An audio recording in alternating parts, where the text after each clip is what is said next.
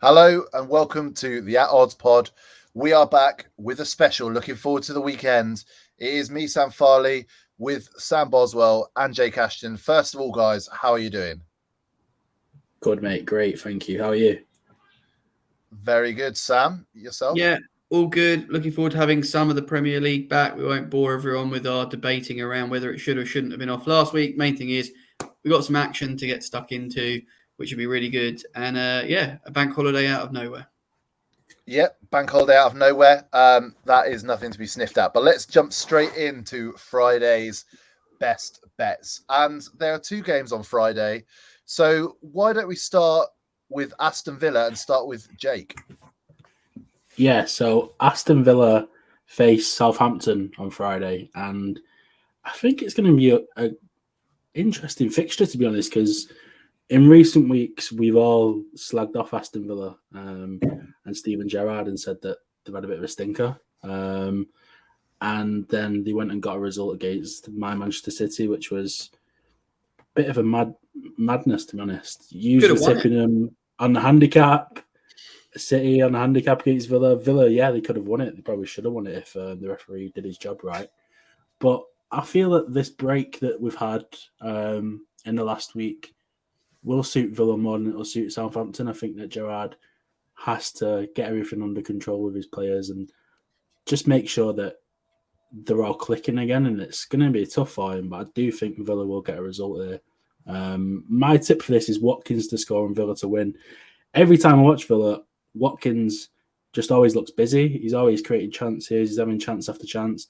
Admittedly, he's only scored one goal so far this season, but I just think Watkins to score and Villa to win at odds of 3-1 is value.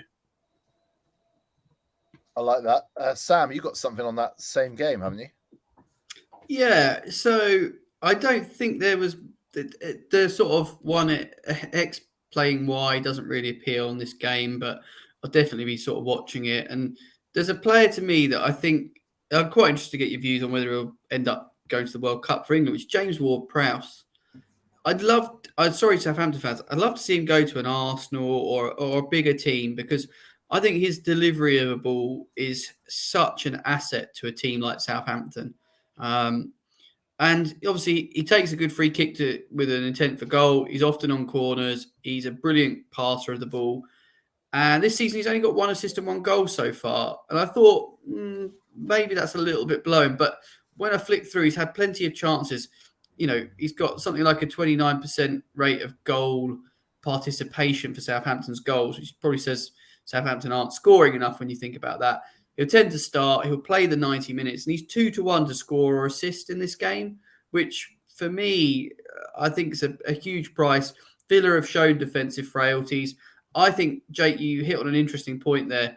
They wouldn't have wanted to have to stop. I think momentum from that point against City could have been huge. It's kind of been a bit nullified. Southampton have surprised me this year. Didn't think they were going to do that well. They've pulled out a few results. And I thought 2-1 for a player that's on the pitch 90 minutes, always on set plays against the moderate Villa side. 2-1 is just too big a price. Yeah, I think that's totally fair. But that leaves us with the final game on Friday, which is, of course, Nottingham Forest versus Fulham. Forest, God knows who's going to be playing for them. It could be one of their Brazilian signings. And Fulham, with Fulham, there is only one man. And why don't we start with you on that guy, Boz? Yeah, I'm not going to steal your thunder here because I know you really like him, but Mitrovic is proving everybody was wrong about him. Do you remember when he had that season in the Prem where Fulham were really woeful and, went down with a whimper? I actually spoke to a Fulham fan at work and he said what people seem to forget from that season is Mitrovic was injured for quite a bit and the type of football that was played really didn't suit him anyway. He's hit the ground running. They're playing to his strengths and he's really showing what a good player he is. And I think there's plenty of top kind of 8 sides that are lacking a player like this man. And I really like him. I'll be having a bet when the prices are out. We're having to record this just a little bit ahead of time. I'll be having a bet on the to score or be carded market for him. And I'll probably, one of your bet builder type places, have to get a yellow and to score. I quite like that price as well. When you team them up separately, sometimes you'll get better value. But I really like Mitrovic, and if you play your FPL, a lot of people have been well rewarded for having him this year. And yeah, he's just really good. He's a standout player, isn't he? And plus, as you said about Forest, I'm not even going to try and guess their lineup before I see it. Like, there's no point trying to speculate who plays. I've got half a feeling the management don't know who's going to be their best 11, probably till we get past the World Cup. Yeah, I think it's an interesting one with Forest because obviously you got Cooper there, who he's done so well in recent times in his career, and it felt like he was a manager on the up. And I think this job is going to damage him, to be honest, because I was quite hopeful he'd keep them up, but the way they've gone about in the transfer market is a shambles. But they're now linked with him potentially going to Brighton. And if you were him, I think you'd be looking at that thinking, it's a club that gives you time.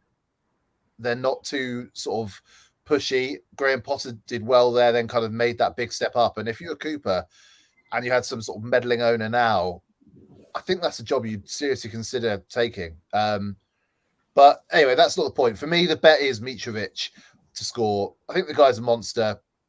6-4 is a great price for a team going against a team who've got the third worst record in the league in terms of goals conceded. They've given up 14 goals already.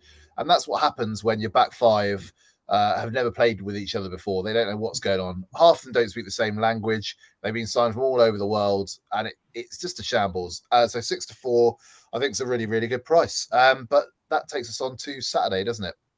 Yeah. Should we look at Saturday's games in a little bit more detail then? Because there is only 3 fixtures on Saturday because of postponements.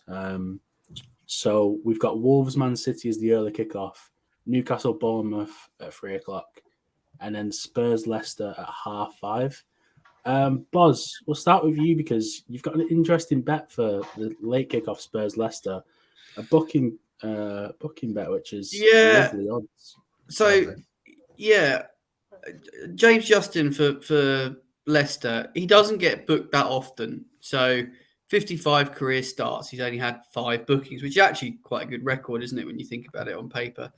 However, I think he's now having to play in the worst Leicester side that he's ever had to play in for that period of time, I think it's fair to say.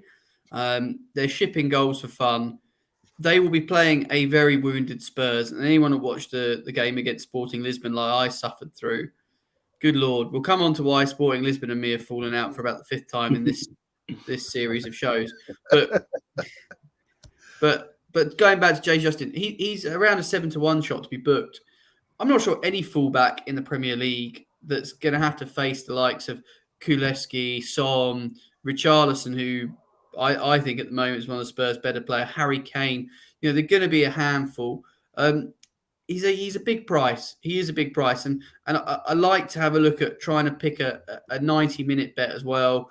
I quite often with Leicester have had some success, actually, weirdly, with Yuri Tielemans being quite an overpriced card. The only thing that puts me off him at 11-2 is he comes off about 70 minutes a lot of the time, it feels like. So James Justice for me, I think he's a big price at 7-1. He's going to be kept busy. Spurs are going to be absolutely bang on this game. And it's just a 90-minute bet to sit back, relax. And if Spurs have Leicester on toast like we all expect, he's going to be kept busy and probably pick up a card. I like that. And I think that game being the late kickoff on Saturday is a good one. It's going to be a great game. I can feel it. The early kickoff on Saturday sees Wolves hosting Manchester City, who will be coming off the midweek Champions League fixtures. What do you feel is going to happen in this one, Farley? I mean, the big talk around Wolves now is the arrival of Diego Costa. But let's not forget, he's been out of the game for a while. Jake, you said it before we did the show. How long exactly was it? About 8 or 9 months. He's not played a game of football. 8 or 9 months out of game. And let's not forget, near the end of his time at Chelsea, I didn't think he looked particularly good anymore. Went back to Atletico Madrid, didn't work, didn't look good there. I don't. There's a lot of kind of interest in this transfer. I think because we enjoyed what a bastard he was back in his prime. But I think ultimately he's not really that good anymore. And I don't think he's going to be somebody that's going to turn this Wolves team into some free-scoring Harlem Globetrotters. How can you not have been excited, Sam? I'm sorry to cut in, but you must have seen the fantastic Wolves clip that was out on Twitter. I mean, that I must say that got me hyped for seeing. It's probably going to get me to tune in for this game. I think this is, a nasty guy returning. This is basically, was it Dirty Den from EastEnders coming back to Wolford, and I don't think people are going to enjoy it as much as they did first time. Because Wolves are, and I mean this with the greatest of respect, really interesting fan base. One of my favourite stadiums to go to in the entire country. But their style of football is the most boring style of football I think anybody has ever seen. It is so turgid. They've 6 games so far this season, 3 draws in there, which I think says a lot. They've scored 3 and conceded 4. I mean, they quite literally have the best defensive record in the league and also tied for the worst goal scoring record in the league, which pretty much tells you everything you need to know. If you could watch the video now, you see Boz disappeared. That's how angry he was. He was going to throw up. He was so angry thinking about about Wolves.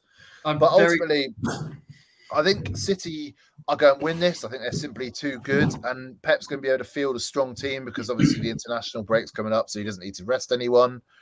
Then the reality is, how many will they score? And I did like the idea of under 2.5, which is 6-4. But I think, given the brilliance that Man City have in the attacking positions, I probably want a little bit more for that. But I do think it's a good bet. But ultimately, the bet I've gone for here, and this is really good value for me, Man City win to 0 at 5-4. What better opportunity for Man City to get back onto being good defensively in the Premier League, getting clean sheets, than this game against an awful Wolves team? They'll score a couple of goals. It'll be a 2-0, a 3-0 maybe.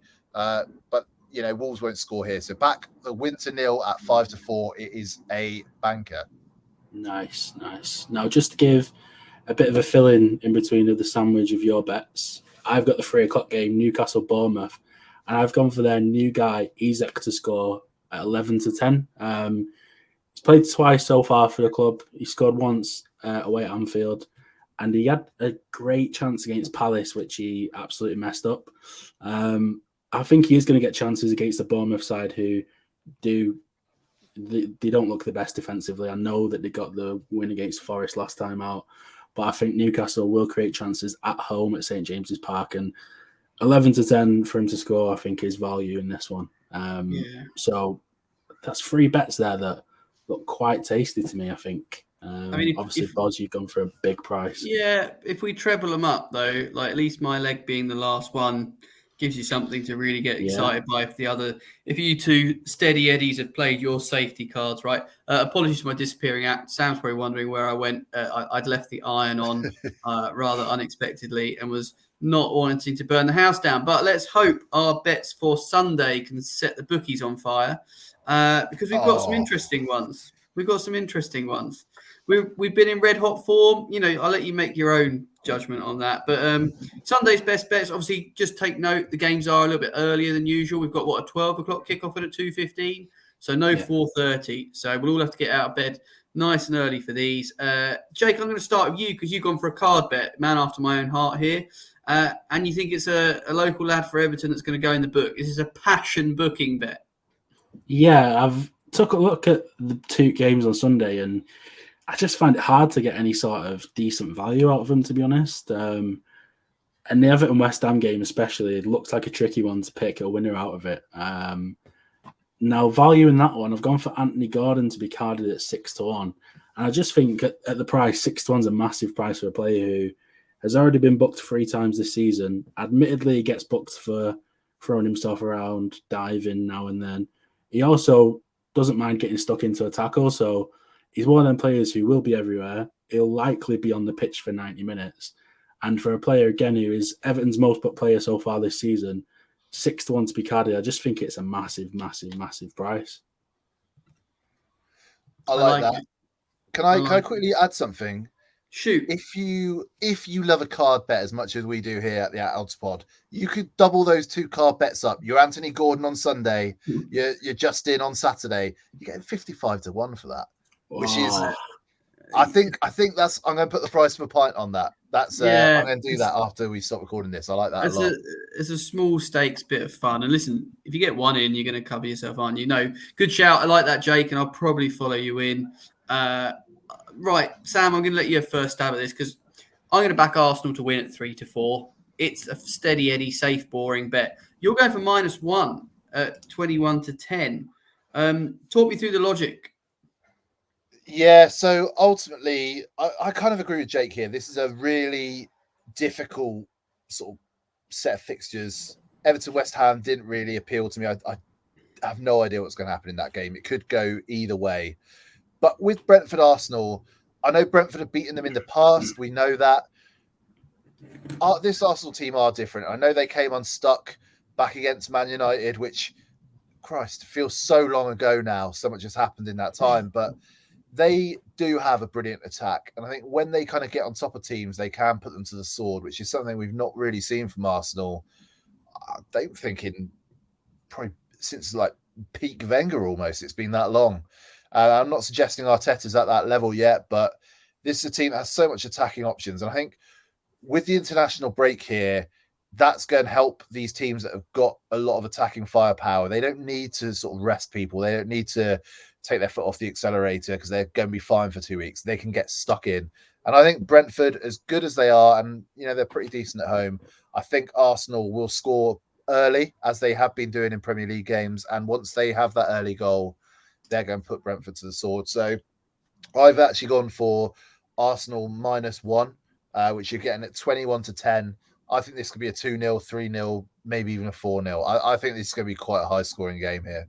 It's about the first game I've left Gabriel Jesus alone for a while, so he's bound to pop up and do something, and we shall see. Well, that wraps Sunday up.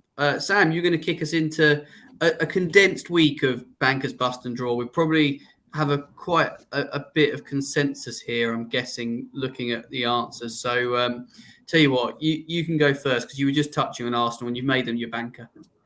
Yeah, so shall I rattle through all 3 of mine or just my banker? Yeah, I do. Let's go 3 at a time. All 3. So it's obviously a condensed week, a lot less kind of interesting fixtures thanks to the Chelsea, not Chelsea, the man's, was it Chelsea Liverpool, wasn't it?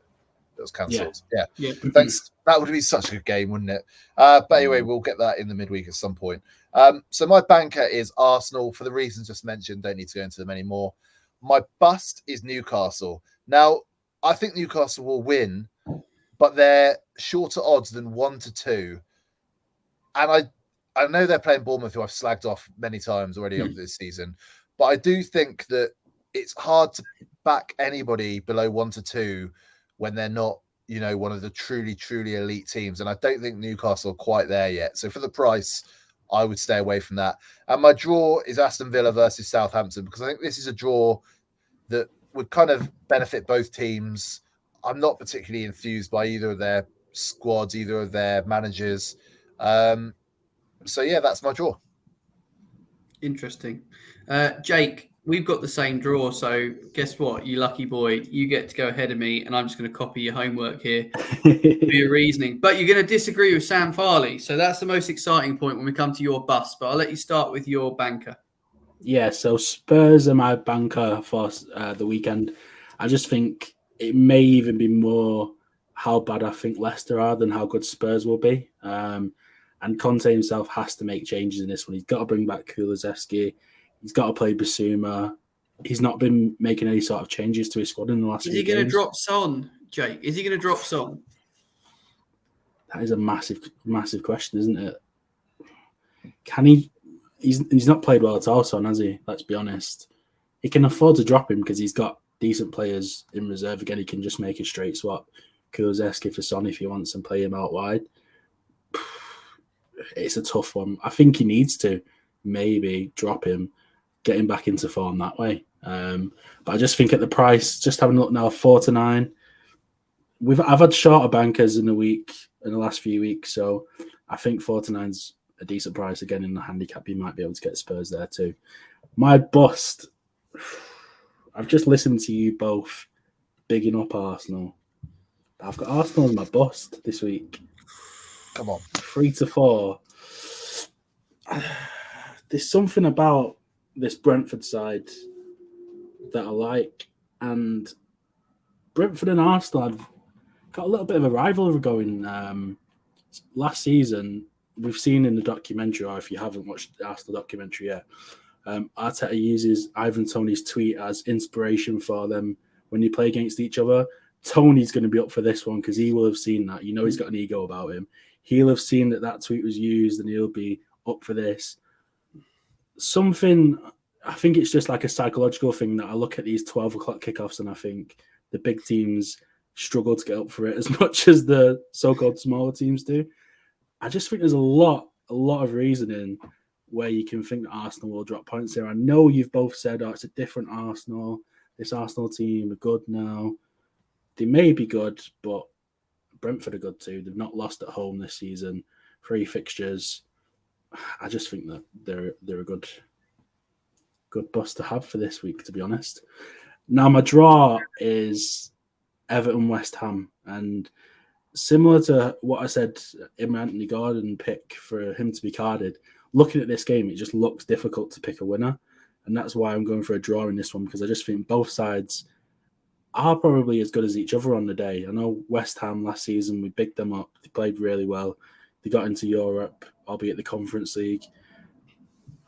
Everton, good team. They're looking to get into a little bit of form now under Lampard. I know it's draw after draw after draw, but I just think, again, another draw. I think they may have had 3 or 4 draws in a row, actually. And I just think this has got draw written all over it, to be honest, Buzz.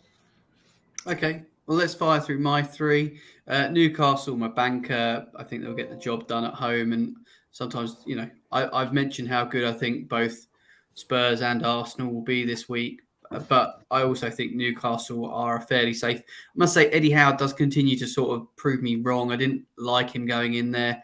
Very curious how Newcastle have plotted their squad development with budgets that you'd expect them to have used a bit more of. And just some interesting rumblings I'll share in the grapevine that this summer could just be a big summer for Newcastle. I think you could see, I'm talking a player you wouldn't expect to be at Newcastle. We're talking Alan Shearer returning level of player at Newcastle. So watch this space. We shall see. Man City going to be my bust. Sorry, Jake. I know. Listen, it's more of a price thing than anything else. After they did us against Villa, I can't trust City. We're having to record this ahead of Champions League game, and I just wonder, Haaland will start, I'm sure of it, but Pep's got these players going off to internationals. I just have a weird feeling, and it's more about, I think Wolves are going to be a very hard side to break down. We mentioned they're goal shy, and I don't think they're suddenly going to score loads. I will be backing a 0-0 at half-time in this game. That's one definite bet I'll be having. But I could just see City not getting the win and dropping more points. There's something about them. Wolves are not the soft underbelly I thought they were at the start of the season. They have I agree with you, Sam. They are boring as hell to watch. Like, they'd be in my top 3 teams I don't really want to watch on a Monday Night Football. So with that in mind, at the prices, I'll leave City alone / take them on. And we're going to have a quick chat about Everton v West Ham. Jake, you've kind of made every point I need to make.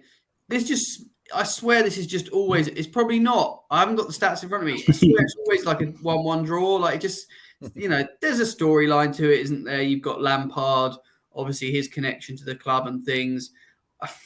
I just feel like both sides, if you offered them a point now, they'd be like, yeah, it's fine. It looks like a draw. It smells like a draw. It'll be a draw. West Ham as well have got to play midweek, which I don't think, and then they're away. I don't think that's a particularly advantageous situation. On paper, they're by miles the better side, but I just think with that in mind, draw for me. I think that's fair. Farley, should we go to EFL now?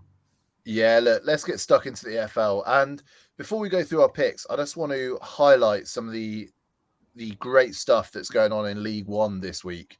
If you're looking for a football fix and you can get hold of a stream, I would definitely recommend checking out League One. You got first playing fourth, second playing third, and fifth play seventh. So a lot of the big boys at the top are going to go toe for toe, and we're going to actually see, because it seems like there's almost a league within a league now. The top guys have started to drift off, and I think now we might actually see that top group split up slightly. So that's going to be really exciting there. But let's not focus on League One. Let's focus on the Championship. And I know, Jake, you have a bet for this. Yeah, I've got a little bet for the Championship. Again, not massive stakes, but I just think that Cardiff to beat Huddersfield at 13-8 is a very good price to put into an ACCA. Cardiff beat Middlesbrough away on Tuesday night, which was a massive result for them. And you've got a Huddersfield side who lost on Tuesday and they've just sacked the manager. Now, they'll likely be without a manager on Saturday too. And I think that can only harm them. I don't think they want to make a rush to make an appointment. I know David Wagner is a heavy favourite to make a return to Huddersfield, which will be a massive appointment for him to come back to the club. But I just think 13-8, Cardiff, big price, coming off the back of a win away against Middlesbrough. They won't be worried about going away to Huddersfield. And yeah, it's just a big price, I think. I like that. I'm going to chuck in another one that I think this is perfect sort of ACCA fodder. 11-10, you're getting on Northampton to beat Rochdale. Northampton 5th in League 2. Rochdale rock bottom with 2 points, sat down in 24th. I just think for the home team to win at just under evens, this is a really, really nice price. So it's one that's well worth chucking into an ACCA. Well, should we quickly get our passports ready, get on that Ryanair, get ourselves some overpriced beer? Abroad. Yeah, let's do it. Let's get flying abroad. Now, I say let's do it, but there's nothing that I fancy this week for foreign football. And as we always say, we don't want to push anything if we're not fully behind the tip. And I don't want to come out here and make some mad statement about some random Spanish side to beat another Spanish side. There's nothing I fancy. Boz, I want to come to you because how many times do we have to talk about Sporting Lisbon in this segment? Yeah, the good news is I'm on a self-imposed Sporting Lisbon ban. Anyone that's followed me from the heady heights when we more or less started this podcast and video cast will know that I was very excited to go and see Sporting Lisbon. Did my absolutes on them. They got beat by a team that was 16-1, and then they duly delivered and beat Spurs in the Champions League, having me made Spurs a massive nap to beat them. So, foreign footy for me, I'll be taking a bit of a pull. But one thing I did want to just give a shout to was Roma won again on when was it? Monday night, and they're up to 5th in Serie A now. I appreciate it's very early doors. They've only lost the one game so far this season, so I think we're in reasonable shape, Sam Farley, with your Ante-Post bet, because it was you, wasn't it? I think that put Roma up at a double-figure price. So I know they're sat in 5th, but I think when you look at the table, they're only a point off top. It's very congested up there. I think we're in reasonable shape. Yeah, very happy with that one, how that one's going along. But speaking of top of their division, this is an awful segue, and also referencing betting on 2 random Spanish teams, I want to draw everyone's attention to what is going on in La Liga this weekend. And there is the Madrid derby. And I cannot remember, annoyingly, because I actually wrote it down last night, what the name of the Madrid derby is in Spanish. But either way, Real Madrid are on the road over to the Wanda to play Atletico.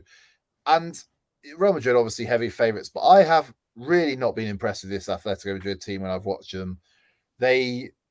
And I'd say this last year as well, they don't really look like the team we kind of came to maybe not love, know and grudgingly respect under Diego Simeone. And I think, again, I mentioned it with City earlier, teams being able to play their kind of best players and not have to worry about rest because of the international break. This is Sunday night, this one. Real Madrid won't be fielding their players for another fortnight, so they're going to play all their top boys. Real Madrid -1 at 18-5, just shy of 4-1 against a really, really poor Atletico team. I just think is a really, really good price. So that's one I would definitely be looked at betting if you're backing anything in Spain this weekend. Nice. Boz, I think it's time for what I know a lot of our listeners have been looking forward to, a lovely Cheltenham Ante-Post. Yeah, we need some bad news to start off this week's Racing Corner, so don't get too excited. After the glory of putting Baid up at a stupid price, disaster struck. We're recording this today, and earlier today it was confirmed that Baid's final race will be at Ascot rather than contesting the Arc. And I tell you what, I could rant for days about why it's the wrong decision, why it doesn't matter if he goes and gets beat. He's going to win at Ascot at a silly price, 1-4, 1-5. Unless, of course, Ascot gets the traditional soaking of rain it gets at the end of October. The ground's all soggy. And when I look at the long distance forecast for Paris, it looks glorious. And it looks like Baid would actually possibly be getting better ground if they go to France rather than waiting for Champions Day and beating up the same horses he's already beaten.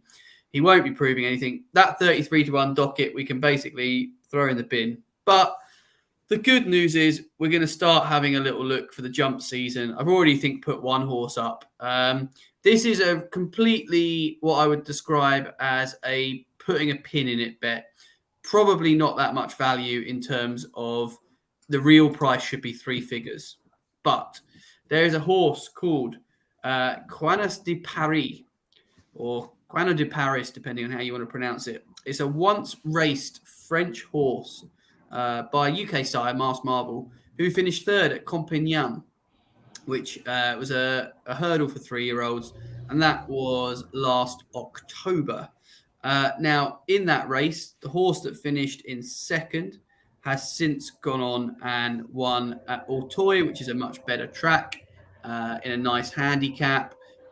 Also, other horses in and around have run reasonably well. The winner of that race is a horse called Diamond Carl, who has since actually been pretty impressive and remains unbeaten and won a Group 3 next time out. Anyway, let's cut the long story short. This horse could just be the Willie Mullins steamer. So every year for the Supreme, Willie Mullins has a load of French imports. Someone gets one priced up around September, October time. The price goes from about 33s into something stupid like 12s. It's not necessarily value at 33s in real world, but what we know with these horses is they end up getting backed blind anyway. 3 or 4 tipsters put them up this time of year, and you can't get a price. So I'm going to have a stab in the dark. I'm going to do what I said I wouldn't do. I'm joining the bandwagon. I'm tipping up a horse for the Supreme at 33-1, which it should be 33-1 to get there, but it's trained by a very good trainer. He's got a great record in the race as well. So I'm advising a small 1 point each way bet at 33-1, because just this price this time next week, I suspect will have gone. Had a few people on the grapevine asking for prices about it. Possibly could be the one that will be getting tipped up in a few places in books that come out around the jump season. Everyone wants to get on. If it's trained by Willie Mullins, the price will go. So we're going to join the mugs and get on at 33-1. I love that. Well, look, I'm going to give you a couple of things here. It is NFL season, so I'm going to give you a little bet for that. But beforehand, we're talking a lot about the England World Cup squad. We do it nearly every week. We'll touch upon someone who's playing particularly well or looks like they could be a little value play. And there's somebody who has leapt out in the past 24 hours to me as somebody who it's a price worth keeping an eye on. I'm not saying bet it at this price, but you can currently get 33 on a Sporting Lisbon player to play for England at the World Cup. I'm being trolled. We are talking about Marcus Edwards, formerly of Tottenham. He won the Youth World Cup with England, obviously, a couple of years ago, the under-17s. Very talented boy, was really, really good at times against Spurs. In particular, there's one, what would have been a superb goal that was Hugo Lloris had the audacity to save and stop. But this is a guy who's getting a little bit of buzz, even on the broadcast. The likes of Owen Hargreaves were kind of mentioning he could be in line for a call-up soon. And often with these things, when there is that chatter starts to come, the price does fall. And I do think 33-1 is probably, given the hype, a bit of a big price right now. So, look, I've only seen him a couple of times. Jake, I'm sure you're in the same boat. But we are incredibly fortunate to have a Sporting Lisbon expert on the panel today. So, Sam, I don't know what you think. Marcus Edwards, could he go to Qatar with the boys? So I'm just desperately trying to remember. I mean, they were genuinely awful in this game that I saw. So I'm probably not able to give a very fair assessment based on that. I don't hate your logic. I do think you think back through the years, what price, and I don't know if they'd have even had England squad betting back in the day, what price would Theo Walcott have been when Sven took him as like a 60? Was he 16? Yeah, 16, I think he was. Like, I don't think Southgate would ever go quite that left field, but there is usually a space for somebody of a bit of a strange nature. I think he'll run out of time. If it was a summer World Cup, Sam, and I've said this a lot, it's a bit of a throwaway cliche I'm turning it into. I think you'd have a great runner at 33s. Realistically, is Southgate going to see him in the flesh before the World Cup? No. I think it's unfortunate. I would say at 33s, you're getting the value. You also need a lot of injuries. And at the moment, I mean, I'm touching wood because I want England to do well at the World Cup. There's no real notable injury yet, is there? Oh, No, don't, boss. really, What have you done? He's done it. I touched wood. I'm just saying, at the moment, we haven't had. Man City are playing at the weekend. One of them's going to get hurt now, or Harry Kane, and it's down to you. They'll be fine. It's not down. I'm not playing on the pitch. I can't hurt them. All I would say, I think you are. I don't think it's a bad bet. I don't think it will happen. But at 33s, I've seen a worse 33-1 poke. And I think one thing worth flagging, we're recording this for full disclosure. Wednesday, we'll release it kind of later today or maybe tomorrow morning. I'm not sure. England meet up on Monday after the Queen's funeral. So that squad announcement is going to be very, very soon. I'd imagine potentially even Thursday or Friday. So one thing you're going to want to do is you often hear these whispers on Twitter, maybe an hour or two before, about who's getting called up. And this is the final opportunity for players to kind of get a game for England before the tournament. So there's a chance if a player isn't in this squad, they will make the Qatar squad. But I think if a player who hasn't played for Southgate before isn't in this squad, then it's not going to happen. So keep an eye out. If you hear of any rumours going around, that's a good opportunity to jump on them at a World Cup price, I think, if the price is good. You got a few guys, we spoke about them previous weeks, but there are a few sort of good value guys potentially who could sneak their way in. But look, I've talked for a couple of minutes now, so I can keep this super, super brief. NFL bet for this Sunday. I've gone for two teams to win, a little double, the Detroit Lions and the New York Giants. You're getting 2.24 to 1. A nice little double there. I think they should both win. This is actually be the first time the Lions have been favourites, I think, for a game, I think in 26 weeks, which is absolutely ridiculous.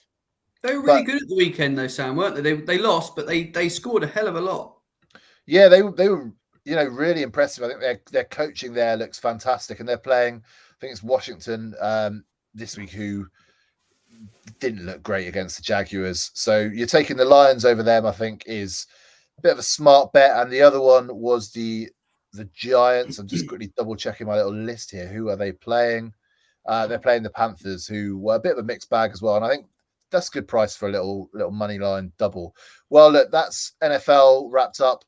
That is England squad wrapped up. We've talked about racing, but there's one thing we haven't had in a little while, and that is a Jake Ashton bonkers television bet. Like, Jake, come on, fill us in. Is it Fishermania all over again? Hope not. Even better than Fishermania this time round. And it is all around the reboot of Gladiators. Now, we've all got to have watched this show growing up, surely. Gladiators. Who can forget show. Jet? I mean, that was the sole reason for tuning in. Exactly. Good God. Exactly. Now, BBC have announced that they will be taking a reboot on of the show next year. So bookies are already giving odds on who will present it. Now, Ulrika Johnson, Fashnu, they won't be back by the looks of it. They're not including any betting markets. And to be honest, I don't think they like each other anymore. So that's all ruled out. Now, I've got a 7-2 pick for this market, right? Now, the favourites for the market, Holly Willoughby, Freddie Flintoff, around 2-1. I can't see them two presenting. They presented the games together on ITV. I don't think BBC will let them present this. The programs are too similar in terms of what they're going for. Marvin and Rochelle Humes at 7-2 are my pick to present this. Now, BBC have them as their main presenting duo for some of their big programs. They present on the Hit List on BBC. I know that Marvin and Rochelle have presented elsewhere on ITV on This Morning and stuff like that. But I just think at 7-2 is a great price, and it's a show which, looking at the market, bookies like us don't really know who's going to present it. I mean, you've got Alex Scott and Ian Wright at 10-1. Might be worth a little bit. What's Jermaine Genius, Jake? Is he quoted? Because he seems to be on my television more than I can ever deal with. Jermaine Genius isn't quoted, so maybe we need to ask for him to be added to the market. That'd be an interesting one. Just he's obviously on the One Show and things like that. But isn't it great to see Gladiators back? Gladiators being back is amazing. Like, you can actually get odds on who will be a gladiator too, which is mental. I'm guessing that they're going to try and have like loads of celebrity gladiators. So I was going to say, I can't imagine the originals are in the same shape that they were 30 years ago. Exactly. Before the show was recorded, actually, we did touch on Davina McCall to be a presenter. She's 50-1 to actually be a gladiator. So I mean, she's into her fitness, but I can't see her like that's a no. I think you're missing a zero on that. One that might be worth having a quid on. Boris Johnson, 500-1 for him to be. Don't fall Cookie's PR tricks. I mean, amazing. We did see him barge that small child over, didn't we? So he's made for it, right? I think that's enough from Jake on Gladiators, but interesting insight nonetheless, because we've got a Twitter question. As ever, you can ask these questions however you want. If you're listening on a podcast, just add it to your comments. If you're watching us on YouTube, just chuck it in the comments below. And if you follow us on social media, like Tom Rye did, who has asked us this question, and I shall read it out. Do you guys have any tricks to improve your mood if your team gets a bad result?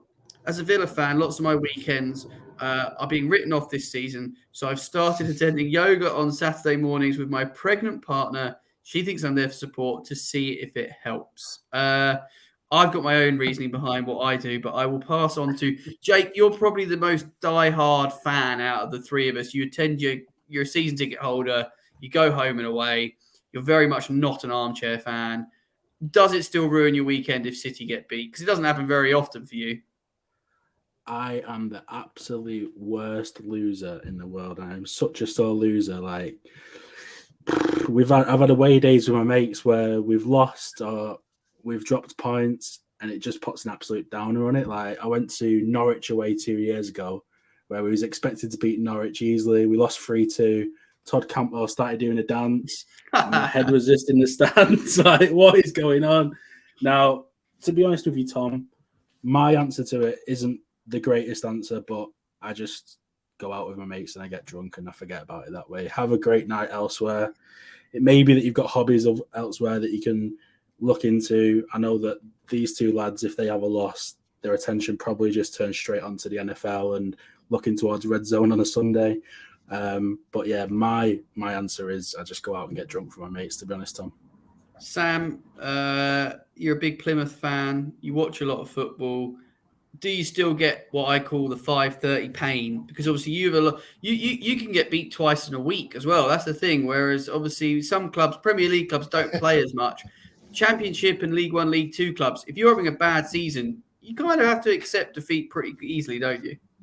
Yeah, I'll be honest with you. If you'd asked like me at 13, 14, I lived and breathed it to the point if my team lost, I'd be absolutely raging and it would ruin my weekend. And it's got to the point now I'm annoyed for about 5 minutes, and then like Plymouth, for example, it's just, to me, it's just about a good day out. We got hammered 5-1 by Charlton a few weeks ago. Me and a couple of lads I was there with, we left after about 60 minutes, just went to the pub, had an absolutely brilliant night. And it was actually one of the best away days I've had in a couple of years. Because you were barely present. Because we weren't present. But that's the thing, when you support a lower league club, win or lose, you're on the booze. So I'd always say that's always part of it. But I think genuinely, I'm going to slightly change this, because something that does piss me off is if you ever have a bad days, at work or whatever, and I'm actually embarrassed to admit this. One thing that genuinely calms me down, and this is probably doing some exercise is obviously the best thing to do. But if you can't leave your house, just love going on Call of Duty and shooting people. It just really give me half hour on Call of Duty, and I've totally de-stressed. I'm good to go get back in the real world again. So yeah, that works for me. How about you, Sam? Well, I guess I have to deal with loss in several different ways, Tom. As a recreational punter who loves horse racing, I take a loss probably on a weekly basis more than my football team. Put it that way. You have to deal with it. Fair play for trying something with yoga. You could always take the betting approach and putting a tenner on whoever your team are playing as a bit of an insurance policy. I know a few people that won't admit to it publicly, but they will do that. They'll have the tenner on the opposition, and they're quite happy to write off that tenner. Do you but do that, it's Jake? Insurance money. I mean, Mate, he gets a cracking price. Yeah, I make on that. I did it against Palace 2 weeks ago. Yeah, and because 365 pay out at 2-0, don't they? Yeah. Oh, lovely. I mean, that's the best of all worlds when you get paid out and then you still get the win. But yeah. Listen, I would never tell anyone how to bet. It's down to them. I think it's a ludicrous thing to start insuring yourself for your own personal emotions. But, don't let it ruin your weekend, Tom. That's my advice. I'll be honest. I'm an armchair fan these days. I used to go to watch football a lot more when Palace were awful. And weirdly, I think I enjoyed it a bit more when we were awful in a strange way. Premier League spoils you. So I'm not sure that's the most helpful answer to you, but I do think it translates into gambling a little bit though. Like how, if you're having a run of sequences where you're not doing particularly well, you can't, in gambling, the easiest thing to do is to go, right, I can see, you should record your bets, by the way. That's something I always do. I've had 10 losers in a row.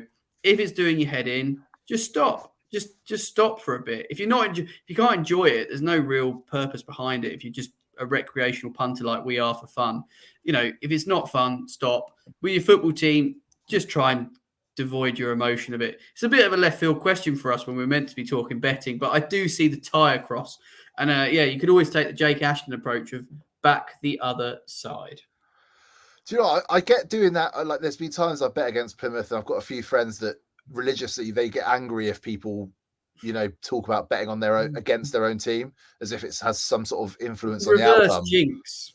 But to do it every week, especially when you're Man City, surely that's bonkers. No, because think about the prices. I bet you'd end up. I will check for next week. I bet you'd probably end up ahead.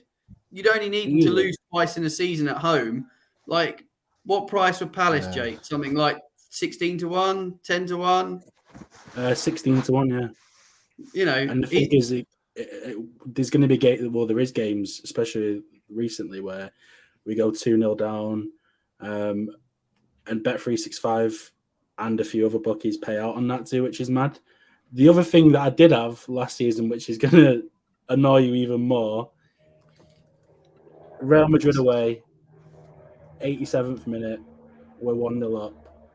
I had £2.50 on Real Madrid in play to win at 33-1, and then obviously they came back and won. So there's times in play where I've bet on us too because it's like insurance betting, perfect. I actually don't mind that as much because I think there are times where you can, especially when you're at a live game, you can get a real feel of when the momentum switches that you don't necessarily get on TV, and I think that's is actually a really good opportunity to maybe make some coin. But look, let's move on now to the Weekend Treble. And how did this do last week? Actually, it would have been screwed by the Premier League getting cancelled, wouldn't it? Yeah. We're a little bit rolled backwards and forwards in the last couple of weeks. But I got a bet, Sam, to kick us off. Odds against 6-5, Spurs -1. Logic here is Spurs were embarrassingly bad midweek. I think they could really. I don't know what's going on with them. Conte will not allow that. They're very lucky that they play a home game against Leicester. I mean, if you could pick a team to play at the moment, I'd say they'd be probably in your top 4 or 5, wouldn't you, that you'd want to be playing at home? The last time we saw Leicester, they got battered by Brighton. And any team for me that away from home can score a goal and suddenly manage to concede 2 within about 4 minutes, you've got to be worried about. Obviously, I've done my card bet for earlier, but I really fancy Spurs to kick on here and get a little bit of payback for midweek. Conte's going to throw the kitchen sink at them. He's not going to care that there's an international break coming up. I am curious to see whether he starts Son, though. I think he probably will stick with him for this week. And I may even look, if both Son and Kane start, I'll probably play a bit of the old return the favour bet that you can find at most places. You might get 33-1 now. They were very tight with it after the season where it landed 4 times, understandably so. But I'll be backing probably 4 and 5-0 as well. I like that. Jake, what have you got for us? The bet I've got is one that I've tipped up a couple of times this season already, which in games involving Peterborough, I like to pit both teams to score a no draw bet. And they played Bolton this weekend. Now, Bolton and Peterborough were both involved in what I'd probably say shock results last night. Bolton beat MK Dons away. Peterborough beat at home to Fleetwood. So that was a crazy, crazy result. But I think Bolton and Peterborough goals are going to be in this game. Both teams to score. No draw. One of the teams will win. It's happened in 3 of the last 4 Peterborough games.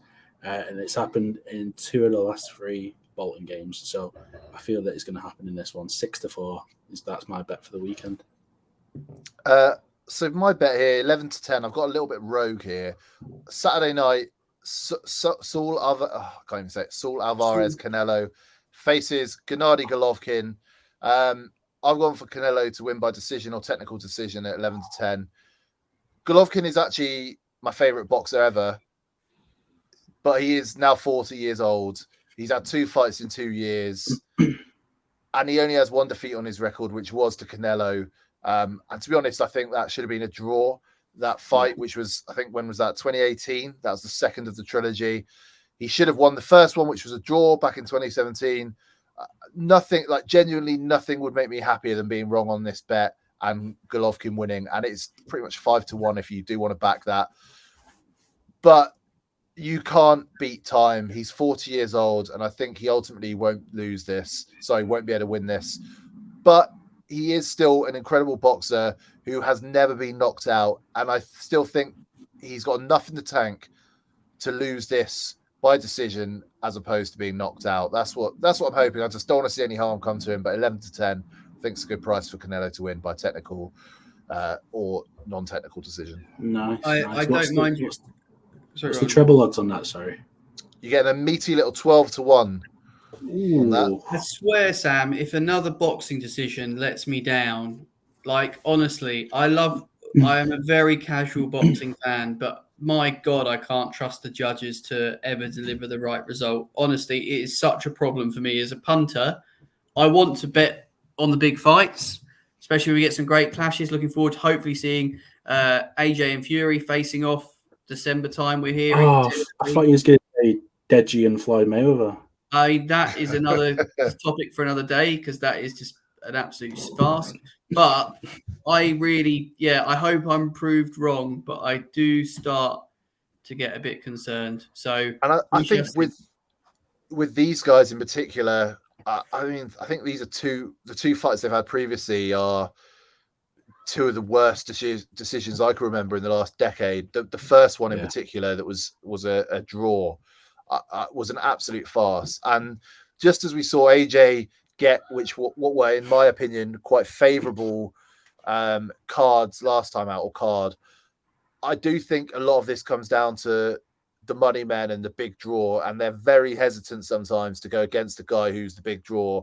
And Canelo probably still is, but he definitely was at the time of those first fights, the biggest draw around, the money man, and obviously has that huge fan base in both America and Mexico to fight-loving countries. So I think he's had the rub of the green a couple of times in his career. But he's a tremendous boxer. Can't deny that. And I think, unfortunately, he will get the win here. All right, fair enough. Well, all that's left to say is please do subscribe. Add your comments as well. Not many of you are that brave enough to tell us what you're backing on these. Cowards. So, cowards. Well, there you go. We're calling our audience cowards. That'll definitely help with the viewer ratings. But do add your comments. Give us a tweet if you're on the old tweet machine. Really easy. It's at the Odds Pod.